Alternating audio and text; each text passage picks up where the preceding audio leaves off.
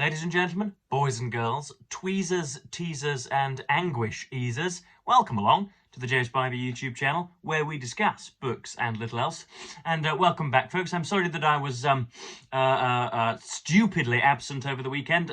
I did try and record a video on Saturday for you. It was something which I have long since touted on this channel, which involves me screenshotting some of my replies to some of the prompts on a dating app called Hinge. I thought that would be good. I thought it would be good entertainment and a decent way of showing how a wordsmith approaches ladies online. But I hadn't really put an awful lot of planning into it. I just had 30 or so paragraphs of quipping nonsense, and it was strangely shapeless, and you could see that my heart was only perhaps 75 to 80% in it, and so I made one or two ill-fated attempts at recording and then didn't bother. But it does irk me, folks, when both the content I'm trying to cover doesn't excite me, and when the verbal fluency simply isn't there, because as you can tell from this foppish manner, I don't tile kitchens, I don't build walls, I don't insure cars, I don't systematize engines, I don't employ personnel for third-party companies. I do very little other than read, write and expostulate on the internet. For those of you playing Joe Spivey Verbal Bingo, expostulate is worth just 8 points this morning. And so it is strangely enervating and cataclysmic when the words don't come, and they seem to have ferreted away today as well. So hopefully I can just amble through the next 15 or 20 minutes and talk to you about the world and indeed the books that I have been reading recently. But yes, first of all, it is worth pointing out that today is January the 20th, 2025, and a polymath of prejudice, otherwise known as Donald J. Trump, will be kindly ushered in to the highest and firmest and most exuberant and powerful political office that world governance can bestow on a single human being. This is a man who, it has been proved, I think, has traded classified, ultra-classified documents to foreign foes for his own remuneration, somebody who has orchestrated an armed insurrection to prevent the legal ratification of a democratically elected president, i.e. Joseph Biden, somebody who has openly admitted to groping women by their genitals, somebody who, as I say, is a polymath of prejudice, somebody who has promised to deport millions and millions and millions of brown people, and somebody for whom the English language is some sort of exotic secret. He really is someone who you wouldn't trust to post a letter unattended. Such is his spoliation. Such are his lack of faculties. And yet you know my opinion on this man, and so I needn't go much further.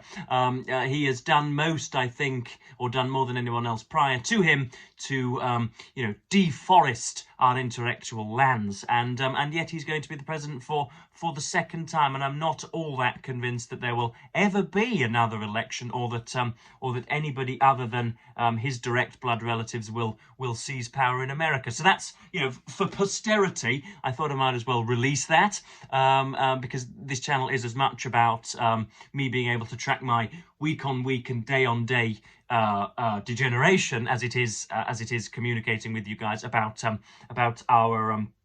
our bibliophilic concerns. And second of all, my mother, whilst I was reading today's book in question, walked into this room today, Mrs. Hudson style, and told me that the place was a mess. And oh, Mr. Holmes, you must sort out the mess in there. And so I rather dismissively placated her and told her that yes, I would indeed sort my papers. It's all of my notes and my mind maps which I use for my writing. They are, as I say, fanned out all over the floor, and I've got quite the sorting to do between now and 5 p.m. when I tune in for the inauguration ceremony. But we are as ever faffing, and I cannot find any more excuses for faffing, and so we must go into today's video, because today I have read over the last 3 or 4 days half of Hugh Brogan's Penguin History of the USA. There you have a picture of, where will that be? Will that be Nevada? Will that be perhaps be in Death Valley, maybe? Where will that be? I'm not sure. It's a long, prototypically American road with nothing there. But if you just look in the corner there, you can see the burger-addled, gun-toting maniacs that so populate your landmass. So yes, I'm aware. My demographers tell me that a great deal of you hail from the continent of North America, the United States. And so I'm going to be treating this subject quite carefully. But first of all, it must be pointed out that I have the highest and most feverish admiration for your country and its setup. Of course, I think your Second Amendment is pretty deplorable, and of course, like my own country of the United Kingdom, you have a shady past. Involving, domination of people with different coloured skin and the manipulation of many other people. But more than anything else, I think you are a force for good in the world, and I am jolly glad that it is yourselves who are the, what shall we say, the sort of monitors of the world, rather than your socio-political equivalent of China or of Russia. I'm very glad that US hegemony exists rather than Chinese hegemony. Goodness me. So yes, this goes through the first. What does it do? I'm up to the Civil War in the 1860s, with Abraham Lincoln leading the Union and the Unionists, and the South taking part as the Confederacy, and you have all of the difficulties therein. You can see, can't you, just how it is that the sentences are evading me of this morning, and it is my certainty that I will probably not get through 20 minutes, and therefore that this video will never be on YouTube. I don't know quite why it is that I am so struggling, folks, but I'm going to progress. So yes, we begin in the early 17th century, when Captain John Smith, I think was his name, came across the Atlantic, lost at least 1/3 of his passengers, and eventually landed in the state of Virginia, which was named after Walter Raleigh a few decades prior, in honor of course, the Virgin Queen Elizabeth I. So they land in Virginia and name it after the James I of England and James VI of Scotland. They land in Jamestown. I think it's no more than 100 arrived of the 160, 170 who first set out from a coastal town. We ought to presume. And then you have a little later on, you have. I'm going to struggle to get this right, but you have ultra-Puritans who flee persecution in England and go to the Netherlands, and then they manage to get some privateers to finance a trip, and that is what becomes the Mayflower, and that was what lands in New England in 1619, 1620. But the discovery goes through to Jamestown in 1607, and you have a little bit of a scrap with what blue-haired maniacs would compel me to refer to as Native Americans, but have been for decades and decades prior referred to as Indians, as Red Indians, and so I don't know whether I want to risk cancellation by referring to them as Indians, but that would be those would be my default words, and so I'm going to refer to them as Indians, come what may. I don't care, however, how severe the punishments may be. So that there are fights with Indians, and Mr. Brogan covers that topic admirably, and in a page that I shall read out shortly, he discusses the strange predilection for drink that the Indians had, and why, of course, it was as much the passage of malaria and other horrendous immunological disasters which led to the decline of the Red Indians, as much as it did, as much as was the firing of bullets and the imprisonment of, or at least the sacrifice of land. So let me get a handle on this. So we've moved just from the 17th century, haven't we? And then slowly but surely, certain colonies begin to arise, and you have the 13 colonies. You have where should we start? You have Virginia, you have North Carolina, you have Pennsylvania, you have Connecticut. You have obviously Virginia, and you have around in the South where they till the land with cotton and tobacco to sell to the continent. But I wanted really, of course, this is just a sort of cityscape, and my interest will over time go to different buildings within that cityscape. So if I want to talk about the Battle of Gettysburg, then I shall get a book on that. If I want to talk about Martin Luther King, I shall get a book on that. If I want to read more about Lord knows what else, Dr. Benjamin Franklin, then I shall get a book on him. So I wasn't expecting. I know that a chalkboard and positive reinforcement from a sort of a lollipop wielding tutor would be better if I just wanted to get the abstract numerical facts, sort of wedged into my brain. But I wanted to read a narrative, and this is a narrative majestically spun by Mr. Brogan. I don't think you yourself would be disappointed if you were to get a copy. But you have the 13 colonies, and throughout this country, at least, the small coverage that this period gets, with obviously you've got George III installed as monarch around the sort of mid to late 18th century, in the 1750s, 60s, and 70s, and the attitude towards America is a strange one, because you have all sorts of I don't really know what to call it, monarchical paternalism. Oh, there are the silly Yanks with all of their prominence and things, but we are the ones which are guarding the seas. We are the ones which are fighting on the continent. We are the ones which will, forever reign. Ours is the empire on which the sun will never set.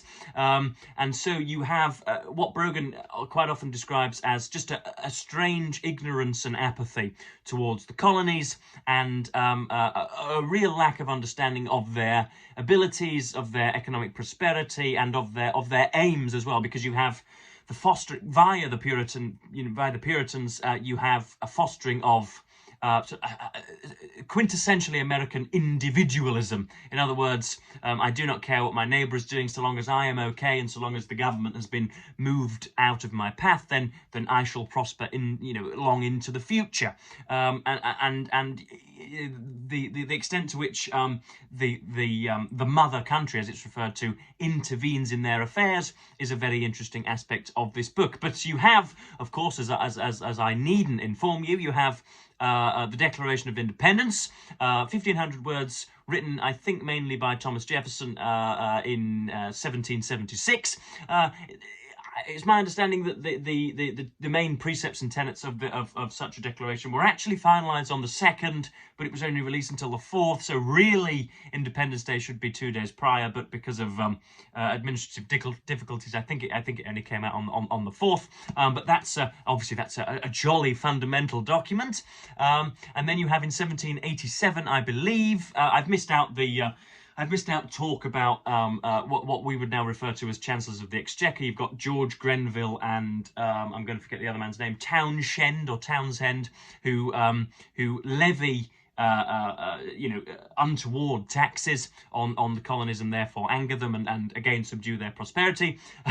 But you have in 1787 you have the I think we now call the proper finalisation of the US Constitution, and I think 10 initial amendments, to which has been added many, many more. There are probably 318 amendments to the Constitution now, but those are outlined initially.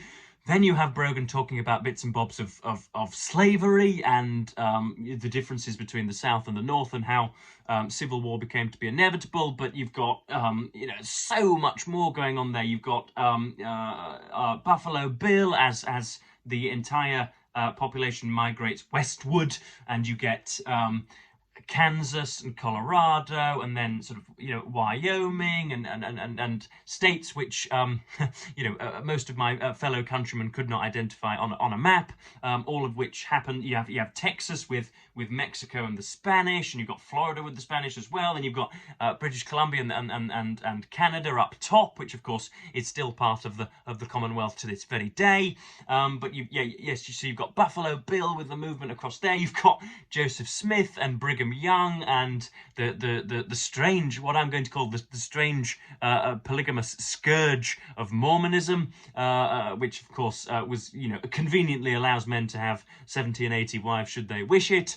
You've got all sorts going on there, and you've got George Washington, you've got James Madison, Dr. Benjamin Franklin, who courted much favour in Europe, and this is told absolutely beautifully. Of course, this is I've acquired the type of knowledge over the last few days which, as you can see, evidently does not allow me to sort of adequately express my knowledge in a 15 or 16 minute lecture / peroration, if I may be so bold. But if I were given 15 questions on the founding of America, I'm sure that I could answer them to the satisfaction of the examiner. And yet, as I say, I'm really, really struggling to get to specificities and to stay focused whilst recording this video. But anyway, so I've just got to the point where Abraham Lincoln becomes the president, and you have the Civil War, and you have the inevitability of Southern defeat, and yet so as to guard against their collective vice of slavery, they go on fighting. But here I may as well get to the sections that I've highlighted. Yeah, Brogan is such a learned and capable historian, and is a fantastic writer as well. I think it says on the back here, this is history in the old style or something. I can't quite find the quotation, but yes, it certainly is history written in the grand manner, as Jonathan Steinberg writes on the front. So this is early Puritanism and the advent of individualism and the ways in which that has influenced America forever and ever and ever, hallelujah, amen. Perhaps there was one answer which would have comforted them somewhat. At any rate, it must be offered today. Puritanism, it must be said again, influenced the whole of English Protestantism, being only its most radical form. Its most characteristic note was one of intense introspection, intense concern with individual salvation. As it seeped through England and conquered America, it deeply affected the lives of countless men and women, many of whom were anything but Puritans in the strict sense. The result was that, in spite of clerical Jeremiads, the English and American character, at its best and most effective, was sober, respectable, self-reliant, energetic, content on the whole with decent, homely pleasures. Its dominant traits of earnestness and uprightness can be found as much in Jane Austen and Dr. Johnson as in John Adams and Dr. Franklin, and lay behind the greatest achievements of the Victorians. It was the most remarkable work of the English Reformation, and might, however reluctantly, have been accepted as a sufficient justification by those ministers who tried so earnestly to create a godly people. They well knew, after all, how inevitably far short of perfection all human endeavour must fall. So that's something of an accounting of American sentiment, and I know that you are a polymorphously perverse people, and that you are that your characteristics and your types are manifold and various, but there is a peculiar American character, is there not? Next up, we are talking about the American Constitution and Jefferson's finalising of it, and so we have a little bit of a read through of the background to it, and indeed I'm going to quote from the first few lines. For he had produced a masterpiece, this is Jefferson, one of the great achievements of the human spirit. Its form may seem to belie this statement, for the greater part of it is only some 1,500 words long, is a list, spirited in expression admittedly, of the chief grievances which the Americans had been denouncing since the Intolerable Acts. That's the Tea Party and the Stamp Act, the levying of monarchical taxes. Today, a knowledgeable reader will note that among many just complaints are some, for example, a protest about the Quebec Act, which are less than convincing, and it is impossible not to regret the degree to which Jefferson's acceptance of the American Whig myth distorted his account of historical reality. Everything was blamed on George III. Parliament was not named once in the document, and was alluded to indirectly as sparingly as possible, and the long tale of British crimes and blunders were presented as evidence that the present King of Great Britain had in direct object the establishment of an absolute tyranny over these states, a design to reduce them under absolute despotism, attempting despotism, I'm sure, folks. Can you imagine if history had been different and George III hadn't conceded, if he had stuck onto it, and indeed I could have been waltzing around Tennessee or Delaware or New York State, not perhaps with a whip in my hand, but prancing around in pantaloons, telling you all what to do. Wouldn't that be marvellous? There is no doubt that by 1776 this was the almost unanimous belief of the revolutionaries, but it was not a true belief for all that. Had the Declaration been no more than an opportune and eloquent political manifesto, its blemishes and its occasional character would have ensured that it was long ago forgotten. It would have diminished beside the enormous fact which it asserted, the independence of America. Instead, it remains an inspiration to all Democrats today, and especially to Americans. That is because Jefferson, by a process like that which engenders poetry, was able to distill in his preamble as eloquence centuries of historical experience. And here we go, folks. Let's gird our loins. We hold these truths to be self-evident, that all men are created equal, that they are endowed by their Creator with certain inalienable rights, that among these are life, liberty, and the pursuit of happiness, that to secure these rights governments are instituted among men, deriving their just powers from the consent of the governed, that whenever any form of government becomes destructive of these ends, it is the right of the people to alter or abolish it, and to institute new government, laying its foundation on such principles and organising its powers in such form as to them shall seem most likely to effect their safety and happiness. Now I know we're going to have to dab the eyes after such an emotional speech, but that's pretty powerful stuff, is it not? And so I think that's just about all that I might have to say about this. Obviously, we have the issue of slavery. What didn't feature at all in this is the Second Amendment and the declaring of the right to bear arms, because I would like the cultural differences between England and America explained in that way, because I believe that in 1776 there was not such a large disparity in gun handling, and that Americans were only as only as willing to bear arms as the British. And yet nowadays, of course, we're happy to play conkers, whereas you guys will treat one another with the fruits of your AK-47. And so I wanted that explained to me, and how it was that might have been obstructed perhaps for the good of the coming people. I know that the Second Amendment is installed so as to perhaps be an insurance policy against a tyrannical government, but given that a tyrannical government is being emplaced on the 20th of January 2025, and all of those gun-toting maniacs are happily supporting such tyranny, I'm not so sure that was a decent constitutional amendment. But there we are. So yes, we're getting on to slavery now in the South, and Mr. Lee leading the charge, and the North giving them what amounts, I think, to a damn good thrashing in the end. So yes, that's that was an overview of American history for the first, what will it be, 200 and odd years.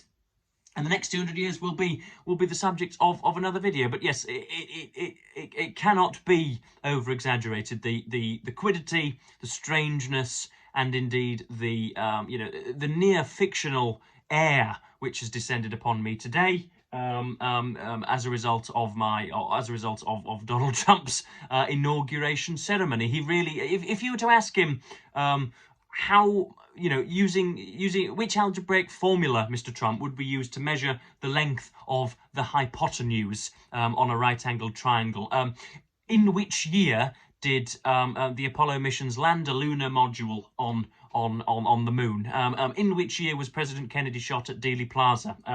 How many beans make five? He really is as thick as mince, and yet so many heretofore honourable conservatives have kissed the ring, and so many oligarchs, Mr. Musk, Mr. Bezos, Mr. Thiel, Mr. Zuckerberg, are more than willing to plant themselves in cages beside him, and are willing to tack themselves onto his strange and ludicrous project. But yes, it may all come crashing down, or it may lead to 50-state enslavement. I'm just not sure. But I wanted to talk about what I've read today, and I wanted to also just to shake myself loose. I do not quite feel myself when I have not contacted you, and when I have not released a video. I do feel, in a rather puritanical way, I feel as if I'm some sort of offence unto Christ or whatever. So yes, I'm going to now try and again to jump from my idleness and and sort through my papers, and ask indeed whether you've ever read this book, or as American citizens, many of you, 50-60% of the people that will read this will be gun-toting, burger-addled Yanks. I want to know just how much of your history you know or are acquainted with, and how it has perhaps been besmirched in the academies, how well it's taught today in classrooms, and whether you think any of it is necessary, given that you now have, a complete orange twerp who is set to besmirch so very many American covenants. But yeah, I've gone on for 25 minutes and needn't do so anymore. I will, as per usual, thank you ever so much for watching BookTube, and bid you a fond farewell.